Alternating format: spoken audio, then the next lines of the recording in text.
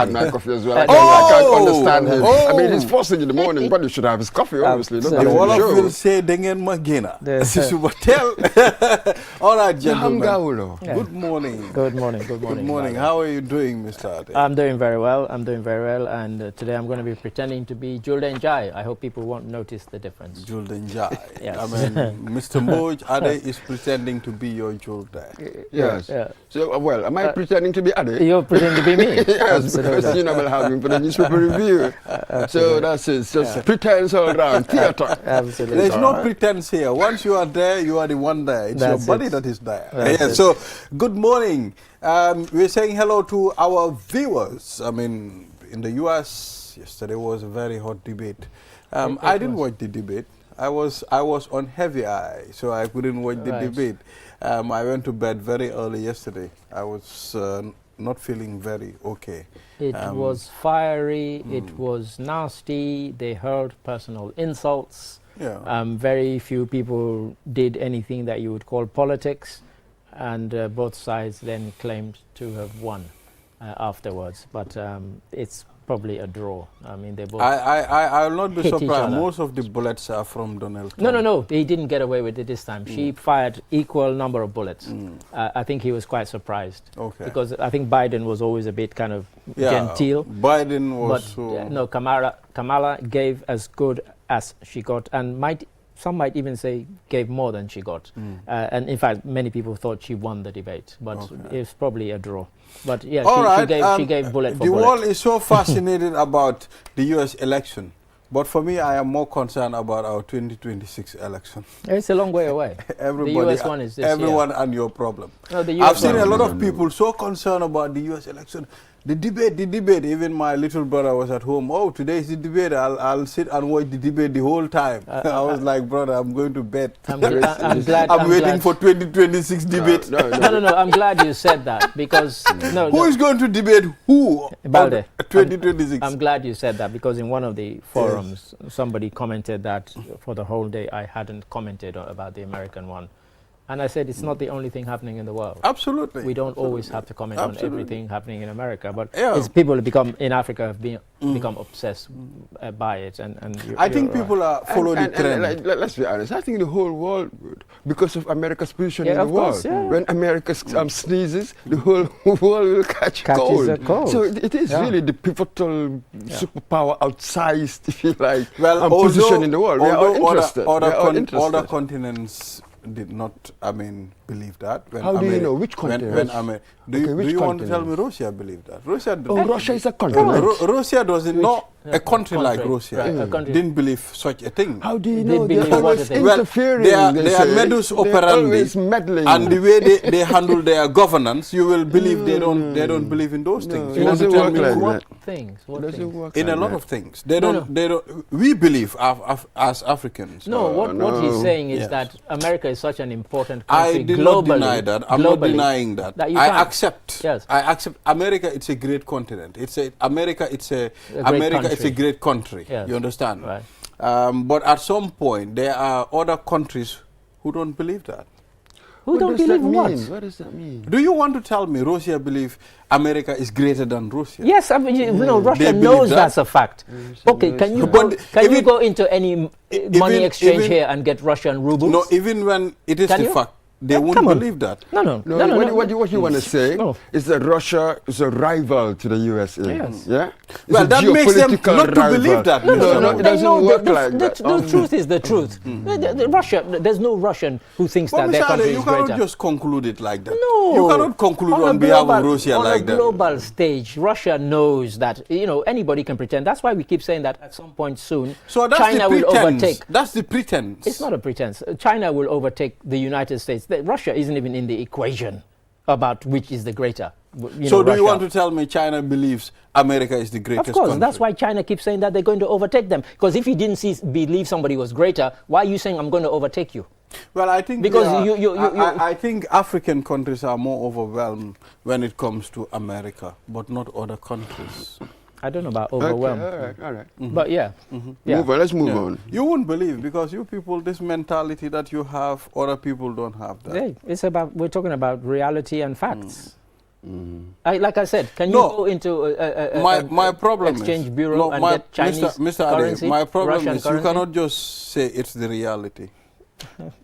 Some people don't believe that. Look, even Vladimir Putin believes that. You know. America can be greater than Gambia, I agree. Can be greater than Sierra Leone, Guinea, I agree. But you cannot talk on behalf of other countries. Each to his light. Just hold your torch and just follow the path. Absolutely. We all have our torches. So let's move with the African proverb, and I believe we are going to find it very interesting again. Mr. Mboja, I'll give you the honor to go through. I'm a guest. Sorry.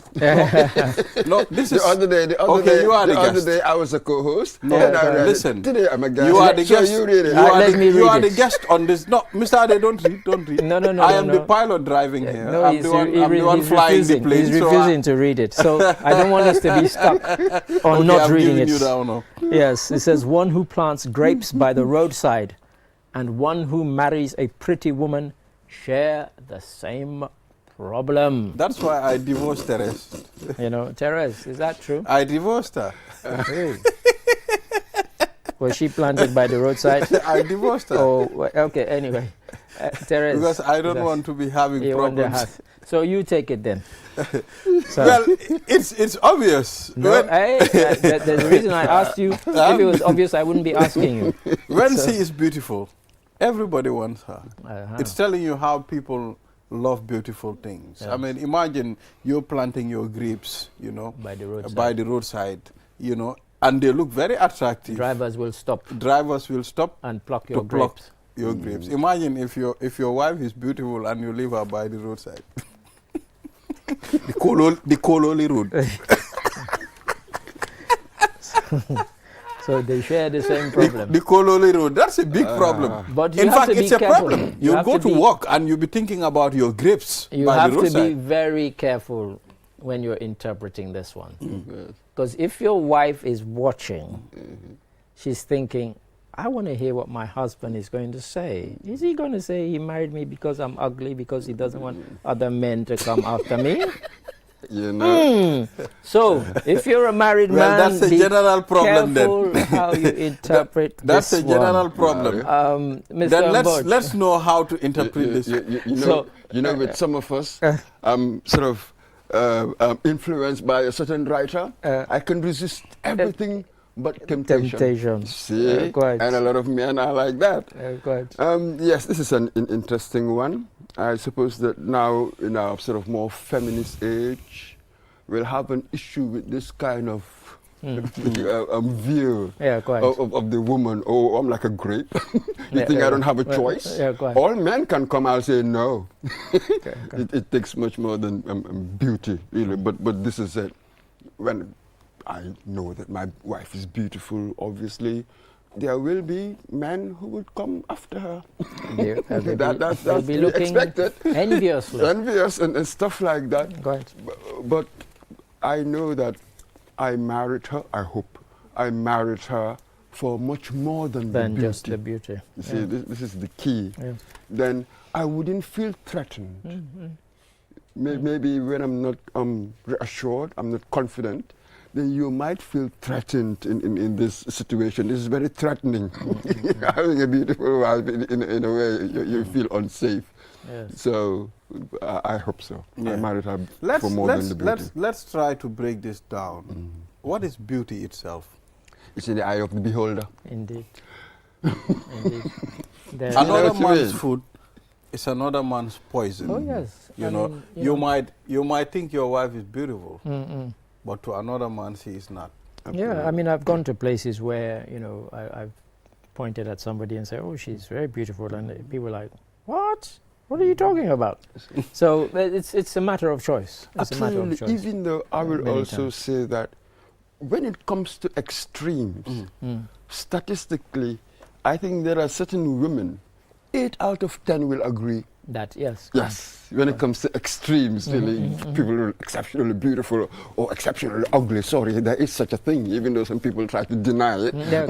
Quite. In certain circumstances, statistically, you'll probably get with some people 7, 8, 9 out of 10 will agree. I think we have certain general terms. Yes, yes. Even though we accept that it doesn't quite encapsulate everything, but in the main, I think we generally can agree on certain things. It's not absolutely purely subjective as we would like to put it. There are objective elements to it. True. I think. Exactly. So, Mr. Ade, what's your own interpretation? We want to hear from your own side. No, I mean, I think it's fairly clear. This thing about, if you have something that is attractive, other people will desire that thing or that person. And it's no different whether we're talking in the kind of literal sense of this or even kind of metaphorically. Absolutely. You might have a nice car that people want or kind of going after. So yeah, I mean, I think it's fairly obvious, this particular one. So to just read deal with it, isn't it? One, just deal with it. One who plants grapes by the roadside and one who marries a priest, they share the same problem. The same problem. So the same problem is the fact that, what you have is going to be attractive to others. But as Mr. Bosch says, if you're confident, you deal with it. But having said that, if you're confident about your grapes, then, when you're not there, your grapes might be plucked. So, it's... And we have very, very fast people that can pluck fast grapes hands very quickly. Yes, we have them. So it's better to be watching all the time. Make sure you watch, you give signs, you give warnings. It's very important. It's important. So we'll take a short break. I mean, after the break, then we'll take a look at some of the stories on the newspapers. We'll be back. Pictures, chats, work, and school projects? Think free night browsing. QCell's free night browsing lets you browse the internet for free. Oh yeah. Get a data SIM, recharge a minimum of $500 and enjoy free browsing after 24 hours from midnight to 6 a.m. every night for 30 days. QCell, Sunubus. We innovate, others follow. It's happy time. Get 50% off all calls to any network. Enjoy calls every day to any network from 6 a.m. to 10 a.m. Is it too good to be true? QCell. We innovate, others follow.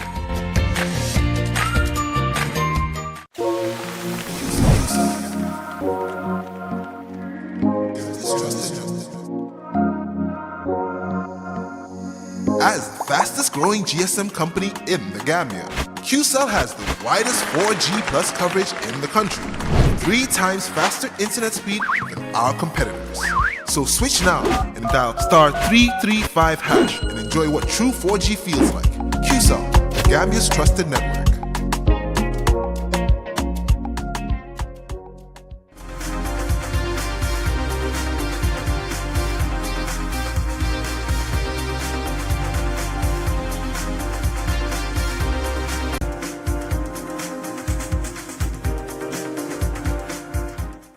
We are back. You're watching QTV this morning. I am Ibrahim Osuri Balde. Now we will head straight to the program, and we will first talk to Ibrahim Adrame, migrant activist. I mean, recently we've received an information that 2 boats with over 200 Gambians reported missing at sea. So Ibrahim, will give us an update, and he will tell us what the situation is and how did these boats got missing at sea. So Ibrahim is on the line. Ibrahim, how are you doing? Yeah, hello. Yes, Ibrahim, are you getting us loud and clear? We're not getting you. All right, we're not getting Ibrahim in the studios, and we will work on that. So we'll try and fix that. Yes, unfortunately, I mean, Mr. Ade. So so this topic, it's something that we want to, engage Ibrahim on. Sure. 2 boats missing, over 200 Gambians. I mean, Sure. Mr. Ade, that's a lot. It's a lot, but before we kind of delve into it, whilst we're waiting to fix the technical matter with Ibrahim, which I think they might be about to fix, just to say what else we're going to be discussing on the program. Exactly. So later on, we'll be talking to president of the Gambia Association of Students in China. Yeah. They met His Excellency the President when he was there. We'll be engaging with Musanget about that. And also we're talking about Lamin King Kohli, Commissioner of Mobile Traffic Unit, about road safety rules. So those are some of the other things coming up on the show. Exactly. But you're right. I mean, most of us have heard and seen the reports about these missing boats. And it's a daily occurrence, or almost a weekly occurrence, that boats take off. Some make it, some don't. And unfortunately, these ones, we don't know what their fate has been, but the suspicion is that because the people who are on board haven't been able to contact people, they are presumed missing, and because of the length of time that they are presumed missing, people are fearing the worst, which is that the boat probably sank. And most of them, these boats are not fit for that journey, we have to be honest. And it's tragic. But I hope we can engage Ibrahima, because he's been very active in this. To know what kind of what's the situation at their end. So Mr. Ade will still proceed before we get hold of Ibrahima. I think we have some of the stories and newspaper. We have former KMC Mayor Kohli dies. It's on the Standard newspaper. I think you mentioned. Yes, we mentioned it yesterday on the program. But now it is confirmed. It has been confirmed. I think we knew. We just wanted to be kind of careful. Exactly about, on what to these things. And one of the reasons why I'm always particularly careful about this, I remember I won't even mention the minister's name, but a female minister in Sierra Leone about 3 years ago, people started sharing that she had died and offering condolences. I knew her daughter. I know her daughter. And so I called the daughter. I think Mr. Mboj knows who I'm speaking about. And the doctor said, no, my mother's fine. And in fact, she's still alive. 3 years on, but it's gone viral on the internet that she had died. Exactly. We have Ibrahima Drame on the line again. Yeah, hello, Ibrahima. Ibrahima, how are you? I'm doing good, thank God. How about you? Yeah, Ibrahima, thank you very much for always willing to talk to us on QTV this morning. And I'm also following your WhatsApp page, Migrant Situation. Yes, I'm still having some difficulties. You're still having some problems getting us?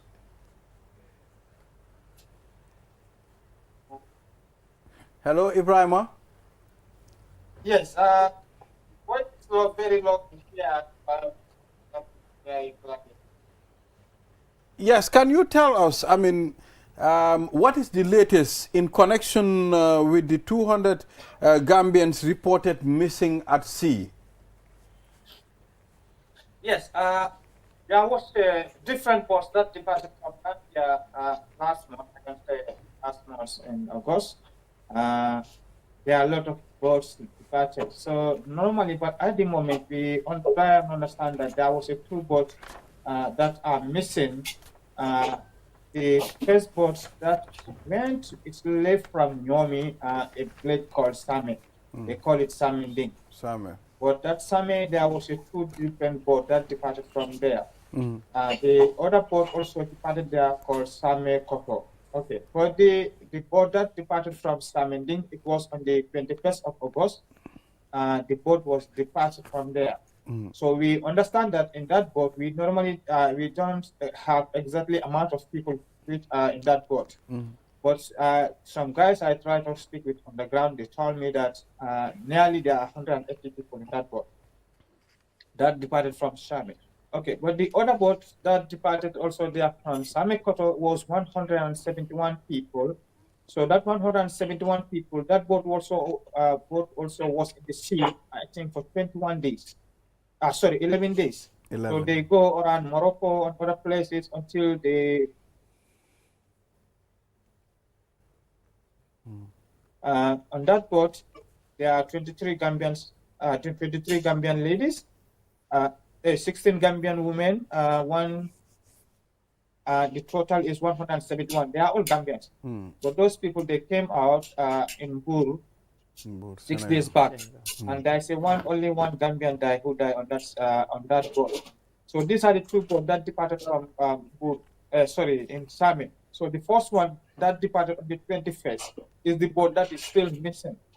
But the boat that came back, out from Bur, that has left Sami on the 25th of August. So the 25th August boat, that one they didn't succeed. They come back, but the one that left in 21st is still missing. Nobody could track that boat. We tried to communicate with our other association who we normally track these boats in Spain, Mauritania, Morocco, but still now there is no news about these boats. And last time I was explaining these things, it's happening already. This is not the first time a boat go missing from Gambia. If we can remember, in last year, 2023, there was two different boats that go disappear like this. There was a boat that disappeared on the 14th of October from Khartoum. Still now we couldn't trace that boat.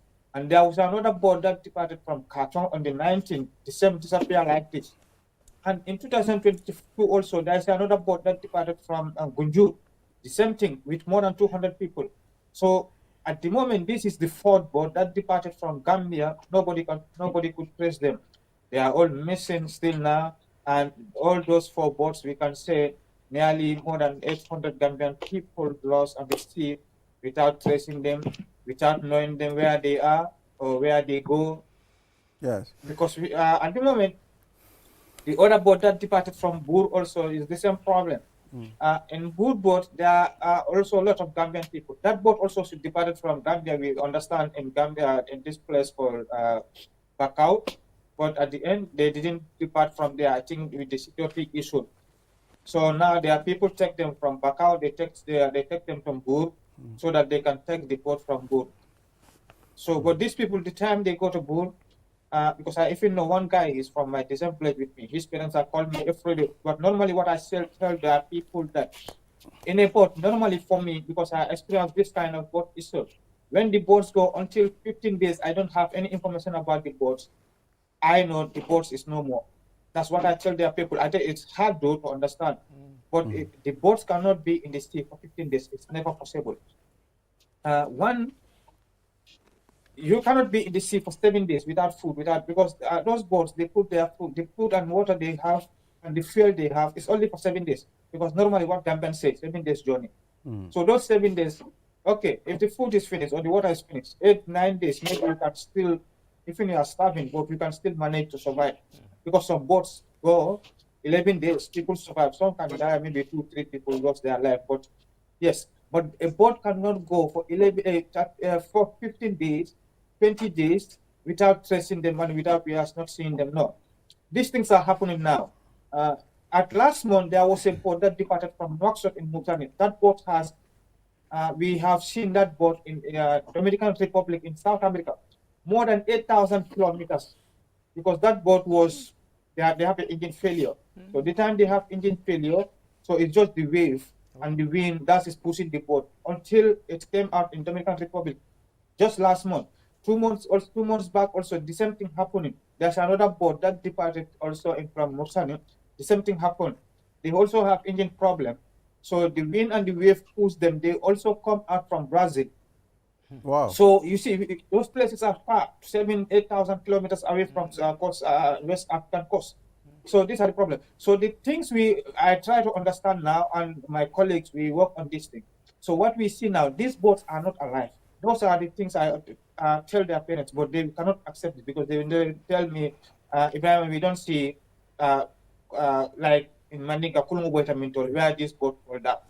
We didn't see anything about this boat. On our screen. This is happened, this is this and this. But normally what I tell them that, well, you cannot be in this sea for 15 days. We all know, you cannot be sitting for 7 days without eating. You will not survive. When the sea also, this is a salt water. So people are vomiting. You don't have good food. So you lose the strength. You cannot even know what to do at the end. You even go unconscious. Some people, they even throw themselves into water. Or someone will die, you just pick them and throw them in the sea. Another die, you throw them in the sea. Until the last guys who are in the boat, they will not even know what to do. So they will just leave them there. They all die. The last boat that came from this place in Dominican Republic, that's what. You just see the cloth, only those things.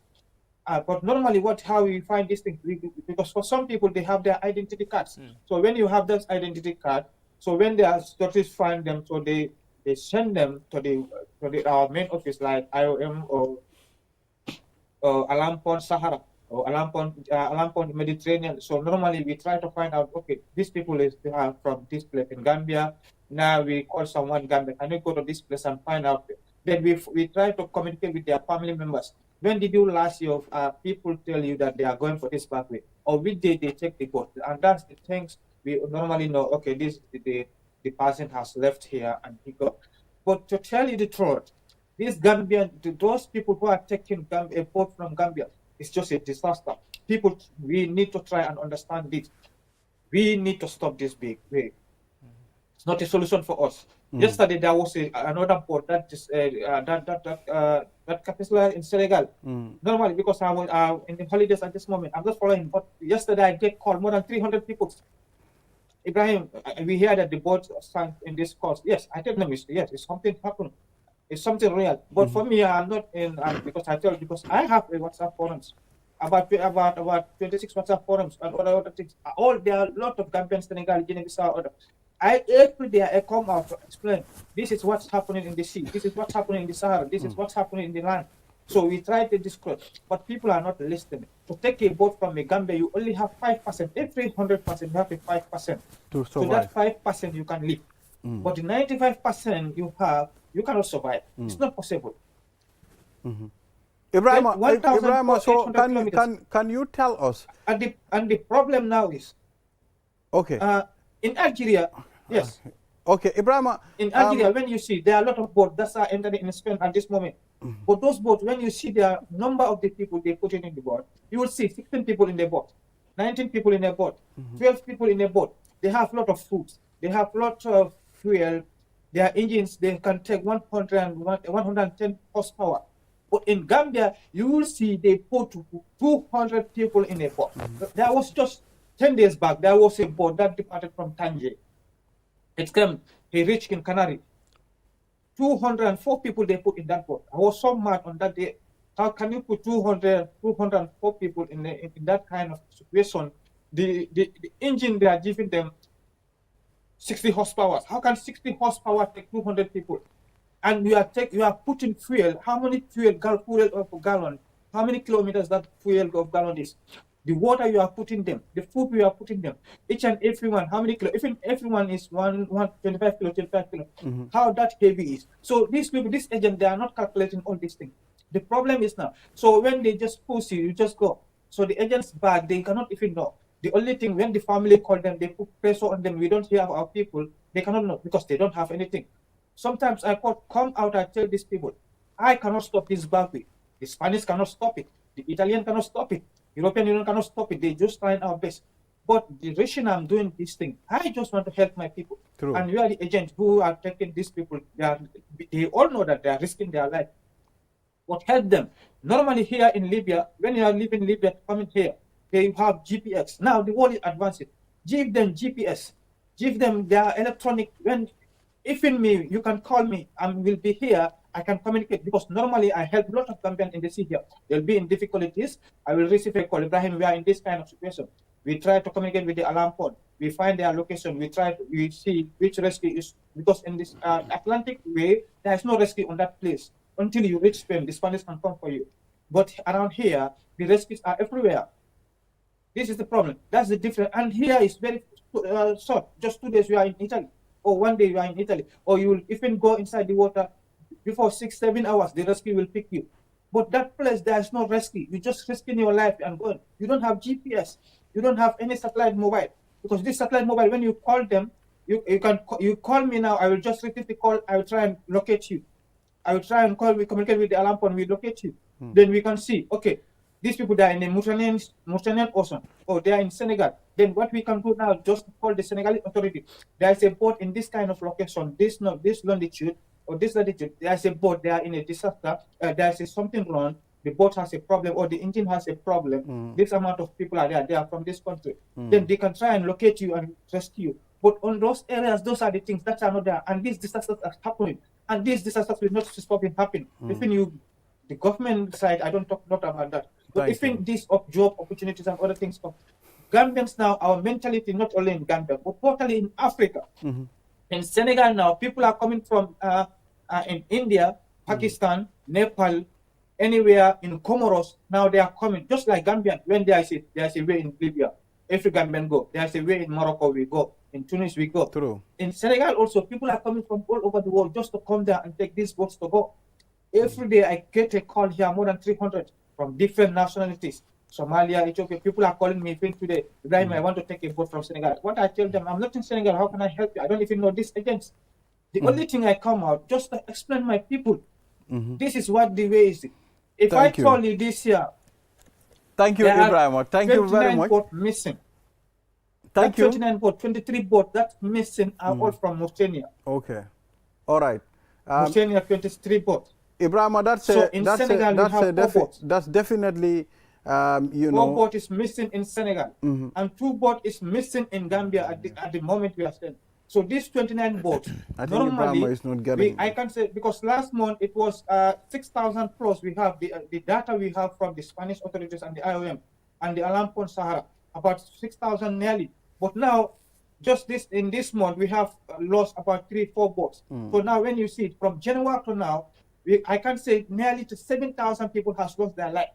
So that's too much. Exactly. Yes, about 27. Ibrahim, thank you very much for the information. Well, I think you've given us an insight, of, you know, what's happening, the situation down there. It's important that you've also advised many of the young people that are ready to embark on this journey.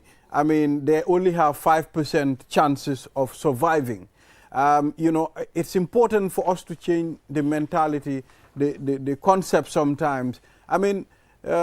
Considering the types of boats that we use to cross the sea, it's really dangerous. So thank you very much, Ibrahim. We hope to engage you in the future. And I am following your WhatsApp page, Migrant Situation. I'm following it.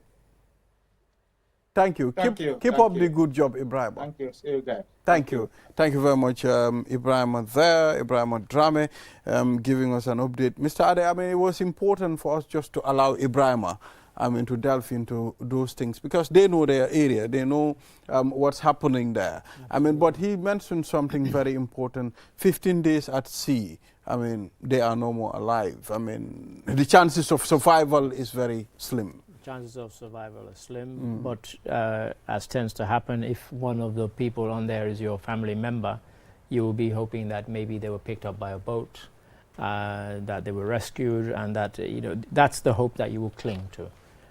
You don't want to, until you are told categorically that this person has died, you want to hope that something happened. Exactly.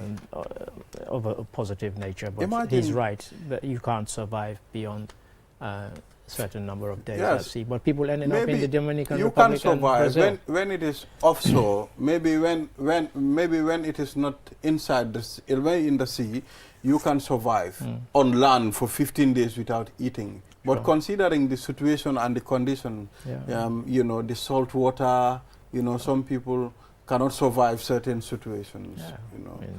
Yes, Mr. Mboch.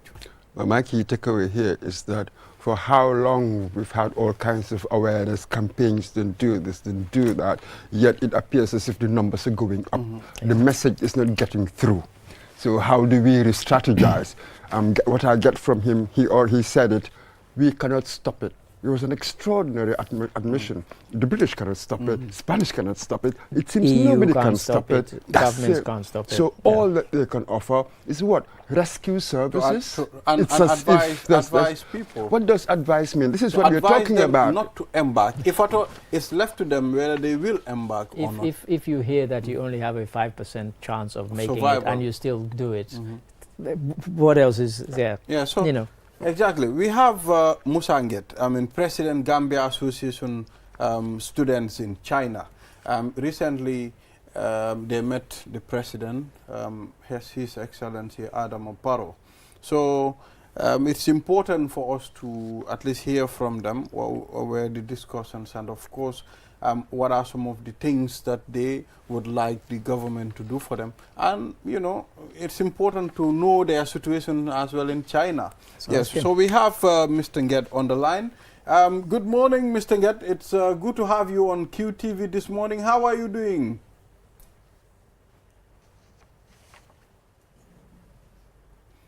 I'm not getting him. I think I need to speak Chinese to him. Musa, we can't hear you. Can you hear us? Nod if you can hear us.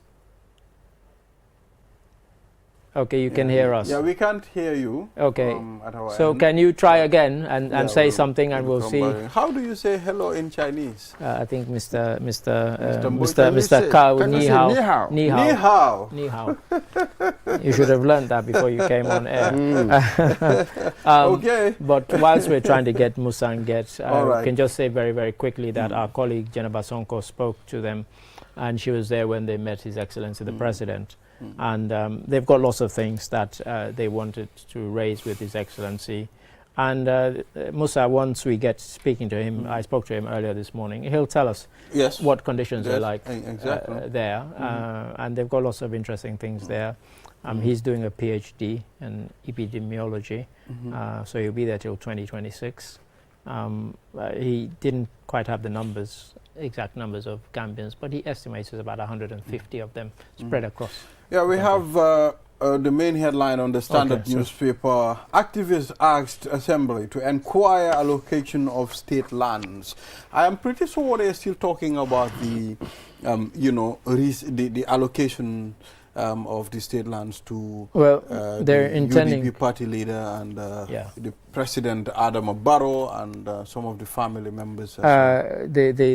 What they've said is that, I quote, allocation of state lands to state and non-state officials, individual organizations and businesses between 19th of January 2017 to 31st of December 2023. Okay, we can get Musa again. Yes, cool. But we are trying to get hold of him via his telephone. But we will get into that. I think it will be worth getting Musa if we can, because he's got lots of interesting things to talk about. And so they've said that they're going to be submitting a petition to open an inquiry into the matter of this allocation of state lands.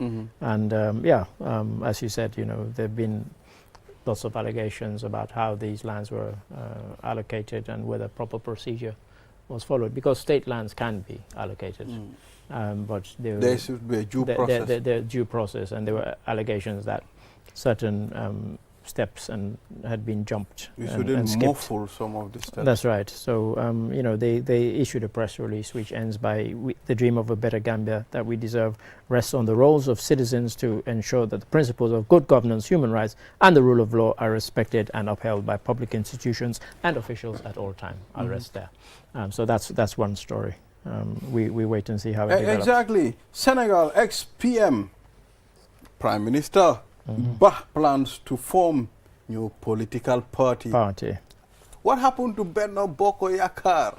Yeah, but you know, at some point he was a candidate for the Benno Boko Yakaar. But all of these, if you remember, even past it, they were all kind of coalitions, really. They weren't single political parties. And so now you have people in the fallout deciding to form their own political parties. And whilst we're talking about Senegal, if you've been watching the news and following things happening in Senegal, it looks like the honeymoon is over now and reality is beginning to hit those who are now in power. Things that they claimed they were going to do, they haven't been able to do, and things that they said they would never do, they are now doing. It's what happens. That's governance. It's the reality of governance. When you're in opposition, as Mr. Mboj famously said once, all you have to move is your mouth. Well, if governance will make you laugh with people whom you did not laugh with during your campaign, this is what it does, Mr. Mboj. Yeah. Yes, and not that they willfully No. go out there to do certain things. It doesn't work like that. No. It is only that once you are in power, reality hits. You realize what you can do and what you can't do, you know, given your obligations and your relationships, and just how bureaucracy works. Well, this is you see? It always seems easier from the outside. Easier from the outside. And then when you're in government, you suddenly, realize that, like the Labour Party in the United Kingdom are finding now, that there are certain things. But having said that, there are some unpopular things that they said they were going to do when they were in opposition and they were campaigning. And, you know, the winter fuel subsidy, they've taken it away from, you know, some people, pensioners and so, and that was highly unpopular, but they've done it. Even though 50 Labour MPs abstained. They didn't vote against it, but they abstained, and all of the Conservatives voted against it, but it went through yesterday in the Parliament. So there are things that, you know, sometimes there are tough decisions that you need to take. And I was having a discussion in the office this morning with one of our colleagues who had been watching and listening to the debate in the US. Sorry to go back to that. But he was saying that, amazingly, he believed everything Donald Trump said about things, except including the ridiculous notion that illegal immigrants in America are killing and eating people's pets. Oh! Yes, it's something that the Republicans have been going on and on about. They've never produced a shred of evidence for the ridiculous notion, but even Donald Trump, with no embarrassment, even mentioned it yesterday in the debate. I mean, it's such and a the moderator had to push back. There's no evidence there's for no that. evidence that for it to support it. But, you know, that it seems like they've been saying it for the last 3-4 weeks. You know, oh, these people, you let them in, they're not just coming to take jobs that are low paid and whatever. They're going to come after your pets and eat your dogs and your cats, which is rubbish. I mean, but there you go, you know. We are not dog eaters. No, exactly. But yeah, so, right, any others? But in Senegal, one should expect that Benno Bokk Yakaar, that ticket, really Macky Sall's ticket, against Abdoulaye Wade, it was a specific circumstance. Quite. Now that he's gone, make no mistake, it will fizzle out. That's what Amadou Ba realized. So he understands that he has to pivot himself slightly differently. So that one will be gone. Well, at some point, there are parties that, you know, once the party leader stepped down, at some point it will also dissolve. It's a Gambian. We've seen it in the Gambia. We've seen it in the Gambia. We've seen it, you know, in other countries. The parties are too closely aligned to the individual. The individual. And you get that with presidential system. You don't get that with the kind of prime ministerial system that you get in the UK, although UK's politics is becoming very kind of presidential. One might say even probably around since Thatcher, where the whole way they campaigned as her being the leader, you were kind of not just voting for the Conservatives, you were voting for her when she was first going for the prime ministership, for the premiership. That's true, but look at what happened in the end with Michael Heseltine. In other words, we've had this discussion before. The parliamentary system is always, to my mind anyway, superior to the presidential system, which we introduced in 1982. I think it's still South Africa that's got it. In that the party is in power. Quite. Not the individual. The party can change or somebody else will come in. Of Zuma. That's exactly, they got rid of Zuma. So that's really how you can empower the party. Otherwise, it's going to be personality driven. Well, that's all the of these problem. things are personality driven. Definitely. All of these things. We have those issues. But the Republican Party will survive whether Donald Trump is there or not. Another Republican will come. So, you know, in some circumstances, the parties can survive the individual. You will love this. Farmers in Nyomi decry insufficient support from government.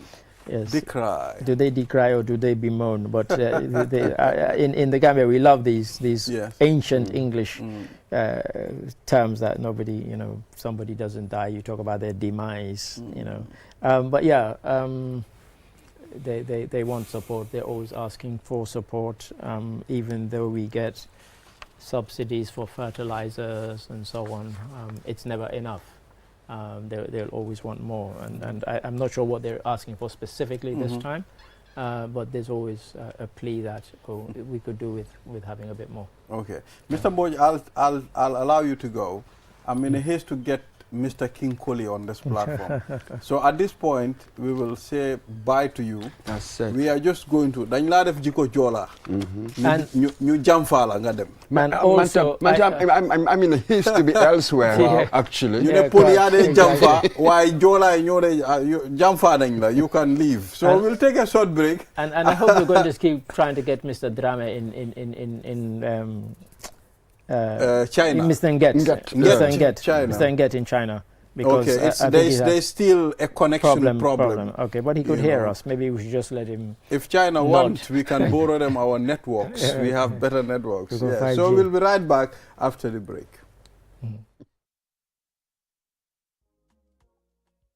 QCell, the fastest growing network in the Gambia, now presents to you the eSIM. QCell's eSIM allows you to electronically scan a code and join the world of digital SIM cards. Customers with physical SIMs can easily switch to the eSIM as well. So rush now and get connected with an eSIM and start using the latest mobile technology with your trusted GSM operator. For more information, call our customer care on 111. QCell, Senior Bus. We innovate, others follow. Terms and conditions apply. Get a QCell SIM card for free. Yes, absolutely free. Walk into any of our customer care centers and get a SIM free of charge. With a QCell SIM card, you can get the fastest and the most reliable internet plus wide range of amazing services. So rush now to any of our care centers and get a free SIM now. For more information, call our customer care on 111. QCell Sunibus. We innovate, others follow. Terms and conditions apply. Have you been looking for the perfect indoor router with long-range Wi-Fi coverage and faster internet speed connecting all your smart devices? Well, we present to you the QCell Indoor Router, a router that has all you need and much more. For just $4,275, you can get 4G plus internet speed, wide coverage, and connect up to 15 devices. That's not all. The indoor router can be used for both office and home needs. So, enhance your internet experience with our indoor router. For more info, call our customer care on 111. QCell, Senior Bus. We innovate, others follow.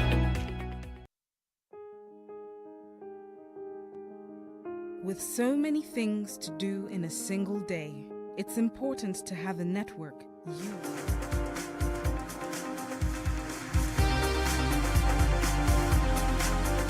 Yeah, so we are back. You are watching QTV this morning. I am Ibrahim Asuri Balde. Now we'll talk to Mr. Nget in China, president of the Gambia Association, Students Association in China, Musa Nget. Musa Nget, mi hao? Mr. Hello, Mr. Nget, good morning. Good morning. Yes, I just said ni hao. Ni hao. Ni hao. He laughed. All right. Okay, it's good to have you here. Recently, the Association of Gambian Students in China met with His Excellency the President Adama Barrow, and you've put your concerns to him. And can you tell us what are some of the discussions during his visit? Oh, very much, Mr. Barrow, inviting the last went of the president and them as students in China here. And so now the minister of higher education, but we have some students who are self-sponsored and then an empathy here in apply for education ministry. We have those parties in the program in different in China here. As we speak, was a delay in the case that scholarship really causing a lot of problems. You can continue your different you will continue your you might that date. Yeah. Musa, Musa, the connection is bad. We cannot hear you from our end. It's breaking. So what we'll do, we'll give you an appointment tomorrow, the same time, the same place. Or we'll do a recorded Zoom. Can we do that? Yes. So we'll talk to him tomorrow, because it's like what he was trying to say. It's very significant. It's significant, and just in case we have the similar problem tomorrow, I did speak to him about what some of the matters were, and what he was trying to say there is that they have a bunch of students who are on government scholarships, as well as some of who are self-sponsored, and some of the ones on government scholarships were saying that they hadn't received the funds that were due to them, and so they were trying to facilitate that, working with the Gambian embassy in China, and His Excellency the President gave them a very good receptive ear, and he had kind of said that we will see if we can speed up the process so that people aren't waiting. But it would be good to hear from him, from the horse's mouth, as it were. Let's proceed. I mean, we have Lamin Kinkoli, Commissioner of Mobile Traffic Unit. I mean, we've been seeing him on traffic doing a very wonderful job. I mean, we have to give him his flowers. I mean, sometimes the master himself will be controlling the traffic. You know, at some point I met him in Lamen doing the same thing. We see him at Churchillstown doing another thing. You know, you see him everywhere. Sometimes I wonder, is this guy multiple people?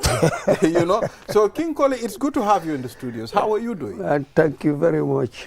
Good morning to you and then viewers. Yes, so we want to talk about the basic road safety and the rules that people should use. First of all, I mean, we discussed, the issues of zebra crossings here. I mean, people are not taking heed of the zebra crossings, not the drivers, not the people using the road on foot. It's like people don't understand these things. Before we get into more serious incidents, we can first discuss this thing, the zebra crossings, King. Actually, thank you very much. I think sometimes I would call it a negligence, because this zebra crossing is not a new thing in the Gambia. You have zebra crossings even in KM, all along. Just to give you the brighter example, Mindao Upper Basic School. You know, most of the school zones and even at the hospital zones, you have the zebra crossing.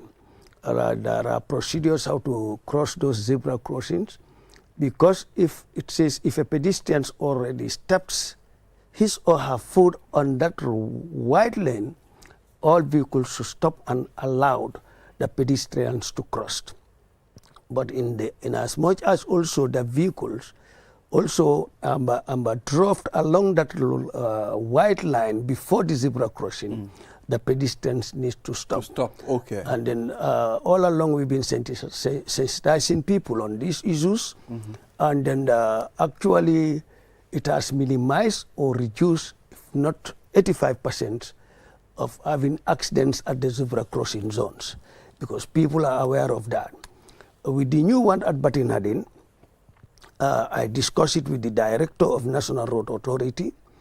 Yes, the designs are there, but as I said in my mother's language, it says sila koto wole kata sate kototo. True. The ones that we have on our own roads, if you design to have differ with the new ones, people will tend to confused, and then they have taken notes, and they will develop it, because as long as Batin is still under construction, it's not yet handed over to the government. So, I can say 95% of the job is done.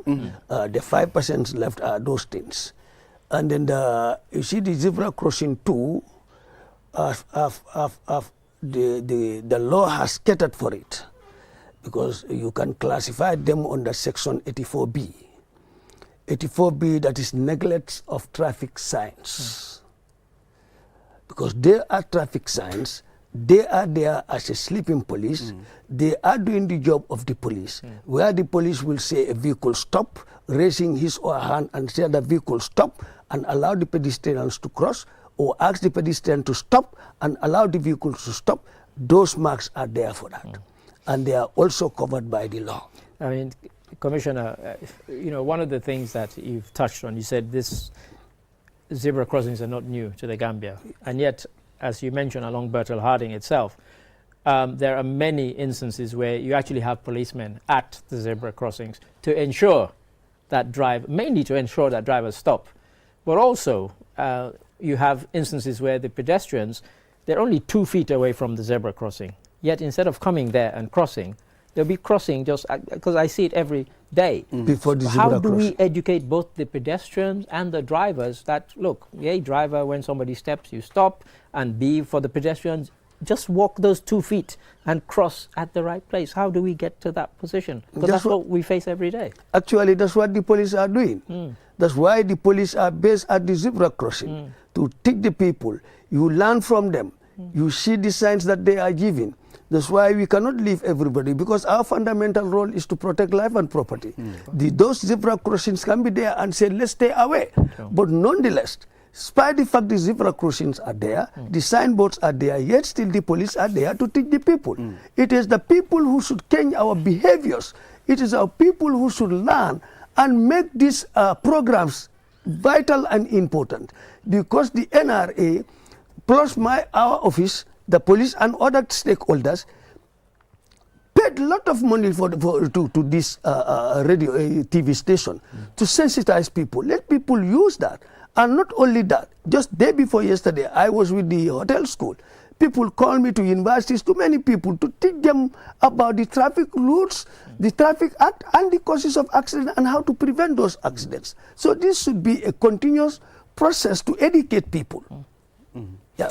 Well, I think the attitude of the people that we need to talk about. I mean, the other day I mentioned it on the program. All of us. I said, okay, fine. Zebra crossing, I don't think we should even be teaching people how to cross zebra crossings.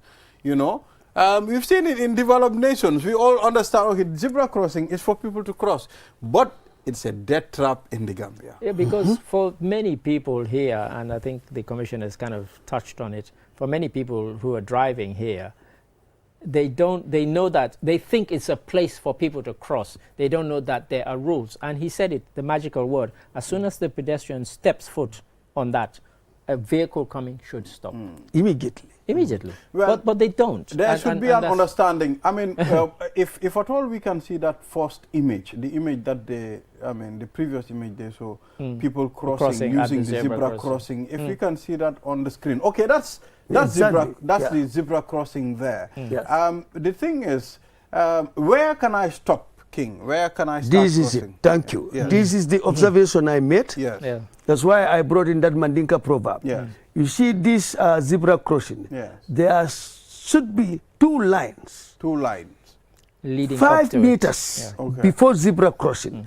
That indicate wherever the vehicles, is near to that line, Okay. it should stop. And when the pedestrian is inside that pool, Okay. That oh, pool. yes. Okay. yeah, Yes. when the pedestrian is inside that pool, all vehicle before the white line should stop. And the moment the vehicle also reach the white line, the pedestrian should not also attempt to cross. And then those lines are missing. Okay, Yes, there they're should be missing. a line Yeah, before exactly, you get before to you get to the the zebra Okay, Yes. okay, If okay. you look at the old ones we have, Yes. you will observe those lines. Yes, So yes. those lines are not there. Oh, That's right. Oh, okay. Because in the UK, the lines leading to the zebra, there's sort of a jagged line. They are there. There's like a jagged line, and once you get to that Yes. point, somebody should not So let's attempt to talk cross. about the speed bumps. I mean, how close they are to the zebra crossings as well. Don't you think? A lot of them are quite close. Don't you think there's a problem? What I observed that the speed bumps are very close to the zebra crossing. But again, you cannot judge something that is applicable in maybe in UK might be applicable here. I mean, I think that's a very good design, because totally the zebra crossing make the vehicle to rest. It should be certain distance in other countries. Somebody nearly hit me this morning, Exactly. by the way, because there was a car in front of me Yeah.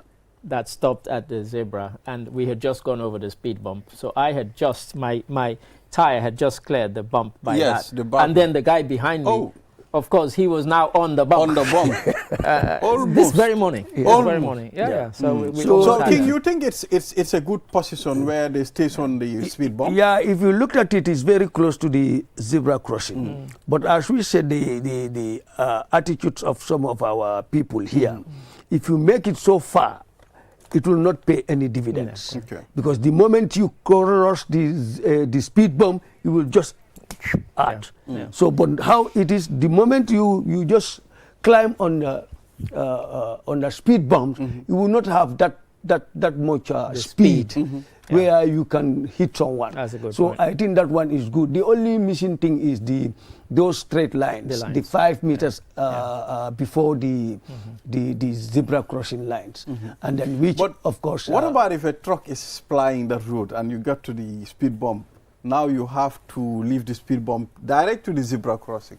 Yes, you stand. It's that for that purpose. It's there for that. It's that purpose. And before even the speed bump, you see those white bubbles that I would say. That's right. Yes, I've seen something like bulbs. Yes. Yeah, like for example, it's very important during night when you are dizzy or when you are about to sleep. The moment you climb on that, it will shake you. It will wake you up. Yeah, so, and then that wakenet will alert you that there is something in front of you. Sure. So actually, that design is I don't have any objection. And then I think. So what about the signboards? I mean, it should be at least 100 meters from the speed bump. I mean, I know NRA should deal with that. Yeah. But now, where you have the speed bump, you have the signboard. No, that one I observe it is wrong. Even our neighboring countries, I you think don't that have should that. be changed. Because the signboard is to inform you. There is a speed bump ahead. Exactly. But you cannot be up to speed bump and then you saw the signboard. Well, I can tell you this. Yesterday, and I'm sure our colleague Matilda, who's at the reception, is watching this. As she was waiting for me yesterday, I think because there wasn't a sign at the speed bump, a car was going quite fast, took off and landed and burst 2 front tires right in front of her. On the speed bump? Yesterday, on a speed bump. Because the guy hit it too fast, because there was no sign telling him there was a speed bump. Okay. And obviously he wasn't used to that road. At least and so should it took be, off and then it should be at an estimate of 50 to 100 meters before you reach. Before you get there. Okay. All right. We've seen a lot of accidents on the Battle Harden Highway. You know, sometimes you can see some vehicle will somersault to an extent. You know, sometimes these things can be avoided. King, what do you think is the problem? A lot of accidents at that end. Yeah, actually, it's not something that we say ndogal yalala. As we always are used to this word, ndogal yalala is about attitudes. True. Because if you look at if you see this highway, the Batin Hardin is all full of informations. Those are the signboards and everything. You have the barriers, and you have also the pavements before the poles. Now, I quite agree with you that there are a lot of accidents. Accident does not only mean where someone died, but actually even material damage. There are accidents, and then most of this material damage to drag our economy, because most of these damages of vehicles, if you calculate them, they consume a lot of money. And even the street lights, that I agree. But when it comes to fatality and man injury, that one has greatly minimized from March to September. Okay. Yeah, but from January, February, it was definitely great, as I always do say, because I give figure to people so that they can learn and then be mindful. January alone, we had about 15 accidents where 13 people died. And then in February, we had about 15 accidents and 13 people died. So, but come to March to now, we registered about 4 fatalities. So you can look at the figure. It's a drop. Even has dropped significantly. But now, from that March coming down, you have also an increase of accidents on material damages. I was going to say, because I see some of the barriers that have been particularly even the bars, the barriers, and then the poles. And then these poles are very, very expensive. Yes. If you go there, the NRA will charge you at least about 361,000 for one pole. So it's not easy. Well, that's expensive. Yeah, so my advice to people will be, let's drive carefully. Because if you don't end up driving carefully, you happen to hit one of those poles or even the barrier, you end up selling your car.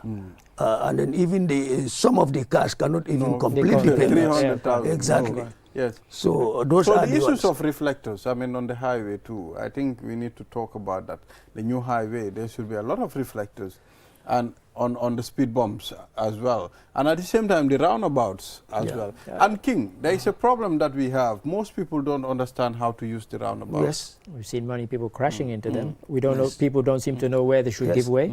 And the car that is supposed to go straight and the one that is supposed to bend, you know, they all have their own, you know, ways to use the... Yeah, we during our this Batin Haden Highway campaign, we did mention about this. When you come like this is the roundabout exactly like this table, I'm coming from here and I want to turn, and somebody taking from the right here going, you always give chance to the one on the left. Okay. Yes, yeah, you always give the chance to the one on the left. We can take this as an example. This is the road crossing. Now, the one coming towards me is going to turn, going to Sukuta. Now, the one from Senegambia area should always allow the one turning to Sukuta.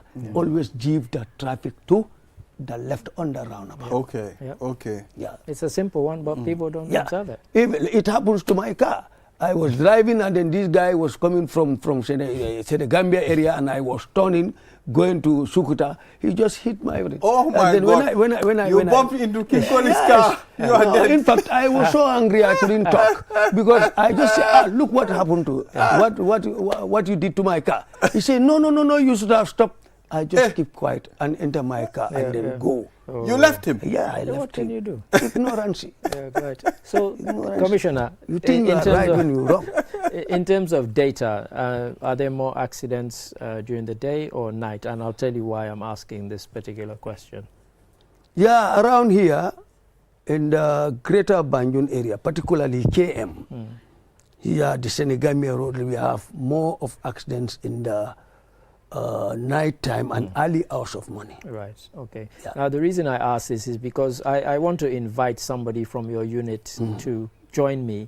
I leave this office 9 or 10 o'clock most nights and I live near Coastal Road. From the time I leave here to the time I go to Coastal Road, I will pass several vehicles with no lights, several vehicles with one light, several vehicles with front but no backlight. And I mean several, not one or two. I'm talking about 20, 30 and more. Sometimes it becomes a kind of a game with the people in my car. We start counting them. Surely driving at night, yes, we know now there are street lights, but for somebody with no headlights, I mean, that's a danger. Mr. Ade, I saw someone driving a tractor with a torchlight. Can you imagine a torchlight in the night? I've seen worse than that. Yes, it's true. That is happening at this area around Farato. I saw when I was with a torchlight. When I was new here near Kololi, where now there's a roundabout. Before in 2019 there wasn't. There was a truck that was laden with wood.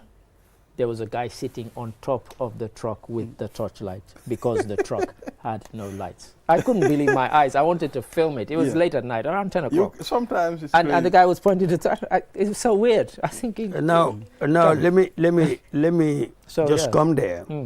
Yes, it is true. All what you people said, it is true. But the police are taking actions. And then how do we take action is most of these traffic offenses are not criminal offenses. They are miscellaneous offenses. And then whenever they are caught, they are given a fine. A fine, but the fines are quite low. Of course, they are given a fine. If I can tell you this month alone, between only KM, we scored 700,000 plus on mandatory fines. In the entire country, we scored about 1,400,900. Wow, fine. On fines. So if we are not enforcing those laws, we will not have scored those amounts. Exactly. It sounds a lot, but when you take the kind of totality of it, the fines themselves, the individual fines, are not heavy, and that's why people are repeat offenders. Because if you're fining me 2,005 or 5,000 or 1,005, there was one instance when I was newly here, and it was dangerous driving, in which the vehicle had tipped over and killed 5 people. And according to the report I read, the fine was $1,500. You killed 5 people. I mean, yes, that is not the fault of the police. We are only enforcing the law. It's the law. We are only I'm saying the fines that you have to implement. We are only enforcing the law. The particular case that you are saying happens in Pirang, at that town, at that what would I say, at that bend. That's right, and the guy lost control. Now, this particular driver permit the apprentice to drive. Yes, it was a very famous incident. Exactly, case. Infamous. So, but if you look at it, there is nothing in the law which says that you should do as what the magistrate did, because we can only get the driver for permitting. Permitting, and permitting, the law says a fine not more than $1,000 and not less than $500. So for the driver, you can only get him dangerous driving, either Section 221, rash and negligent are causing death, or Section 49, driving a motor vehicle in a dangerous manner, a truck or lorry where the life of another person is taken. And that one is manslaughter. And actually the case is going on. The case is going on. So I have been saying it over and over. As you said, the heavy fine in the Traffic Act is only Section 65. That is leaving your motor vehicle dangerously on a public highway, which attract a fine of $50,000. And not more than 50, not less than 15 in the for 10 years. So, but apart from that, even on licensed driving, it's a fine not more than $1,000. Well, I was about to mention that because my own vehicle, and I wish we had the pictures here, my vehicle was parked off the road. When that truck driver... When the truck driver, who was a young guy who didn't have a license, was driving a truck, he completely wrecked my car. It was wrecked beyond use. And that's all he got fined, $1,000. And you should be fined 50,000. You know. Exactly. Let's talk about King. Before we get to the driver's license, we need to talk about the new highway. There is a particular space that sort of an allowance that they leave aside. Is that side for parking? The new highway, if you go to... No, not at all. Yes. Sometimes I can see vehicles park at the side of the new road. Yes, sort of a bend. A bend with a gap between the road and that slight bend. Especially Senegambia. Senegambia, Sukuta Jaban traffic light, and even the Bruceby, Sukuta Jaban traffic light, Senegambia. If you go to Senegambia around Binis, taxis park on the highway. Are they allowed? They are not allowed.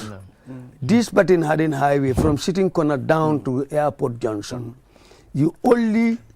those areas are preserved to stop, drop a passenger, or pick up a passenger. That's all. Should not stand there more than even 1 minute or 3 minutes. No, it's not where you should stand and call for Senegambia, Senegambia, Senegambia. No, you did that, I get you on leaving a motor vehicle on a dangerous position on a highway. So that's why we were able to realize that amount of money. We are able to realize that amount of money in the month of August, because we have conducted an operation on that overnight and during the day. So, as I said, you can't take them to prison. It's just a fine in default than in prison. Exactly, especially Saturdays. Taxi drivers will park there the whole night, and it's called for a concern. King, what about the driver's license? Are you people thinking of changing it to 3 years? Thank you very much. It's the same. What would I say? Executive order. If you look at it sometimes, it's not executive, those are executive orders, but the law says yes, 3 years. 3 years, yes. And this is under the 1994 Act, 1948 Act, when all of us are not bound here. Yes. So we need to look at those laws, and then the amending, and then the process is on. A consultant has been identified by the Ministry of Works in collaboration with the Interior. They are working on it. But the issue of the driving license, it is just for public view at my area. I should not talk about it because it is a unit under someone, a commissioner like me. Okay. Yeah. All right. Interesting, Mr. Ade. Any other well, thing yes, before? I mean, we are almost running out of time now. We're almost running out of time, but it's in relation to the driving license, and I'm not sure whether it's something you can comment on. But what are the rules regarding how somebody can acquire a driving license?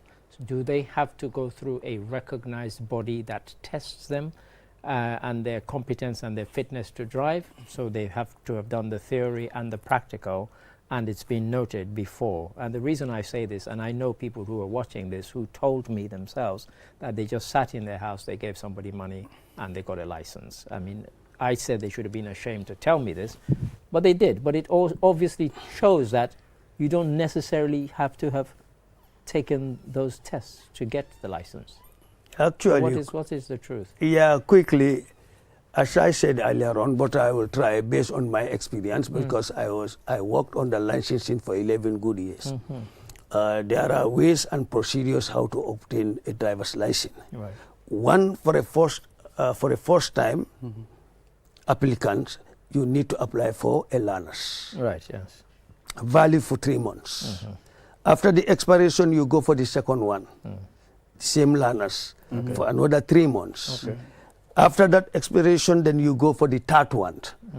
Now, if you learn up to 2 months, leaving 1 month, then you go for testing. Okay. Where you will go to the police garage. You have the testing officers who will invite you, and then you drive along with them. Right. If they are satisfied the way and manner you drive, and then they will also teach you on the highway codes. Yes, These are these signboards. Yes, if you pass, then they give you a certificate which is called competency certificate. Okay. That competency certificate, that's what you will take and take it to the commissioner of licensing. Okay, I just wanted, one of the reasons I ask is that so we don't have, like in the UK, that you have the learners, you have the provisional before you have the full license. So we don't have that stage of we call the learners as provisional license. It's still, okay. I can remember when I started driving, I got the provisional. Okay, because there you can actually drive with a learners, you have the provisional license. Okay, because 3 times. There, when you're learning, you can put the L on your car. I think the provisional even will take you for 3 months. 3 months. 3 months, yes. So and then the L also applies here. Yes, the L also applies here. Yes. Exactly. So, Commissioner Kinkoli, thank you very much for coming. We will say thank you. We've seen your job, and you're doing a wonderful job. No doubt about it. No doubt about it. It's not because you're here. It's the reality. We've seen your job. We've seen your men, the things they are doing. He's always singing your praises, even when you're not here. Even when you are not here. I say this on TV. The country belongs to all of us. Exactly. You should not wait until when Adam Barrow is passing or the IGP is passing, you try to show up yourself. No, that is not. We are not working for them. We are working for our country. We are working for everybody. The country is bigger than any of us. Definitely. And then we should be definitely dedicated to our job. Absolutely. Thank you very much for coming, and we wish you all the best of luck. Thank you. Thank you. So, Mr. Ade, this is all we have. Oh, already? Yes. Finished? We'll come back here tomorrow again. Enjoy the rest of our programs. Have a wonderful day. Bye-bye. Thank you. Thank you.